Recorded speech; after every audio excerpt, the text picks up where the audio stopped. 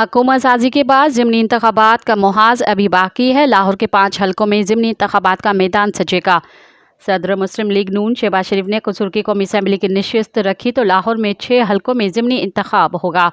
मरियम नवाज़ NA 119 की नशिस्त छोड़ेंगी जिस पर ज़िमनी इंतखाब होगा। इसी तरह शहबाज शरीफ PP 158 और PP 164 की नशिस्तें छोड़ेंगे जिस पर दोबारा इंतखाब होगा। शहबाज शरीफ लाहौर और कसूर 2 नशिस्तों से MNA मुंतखब हुए। वो लाहौर या कसूर में से किसी एक जगह से नशिस्त छोड़ेंगे। हमजा शहबाज की जानिब से सूबाई नशिस्त PP 147 छोड़ने का इम्कान है। यहाँ भी दोबारा मैदान लगेगा। शहबाज शरीफ वज़ीर आज़म और मरियम नवाज़ वज़ारत आला पंजाब के लिए उम्मीदवार नामजद किए जा चुके हैं।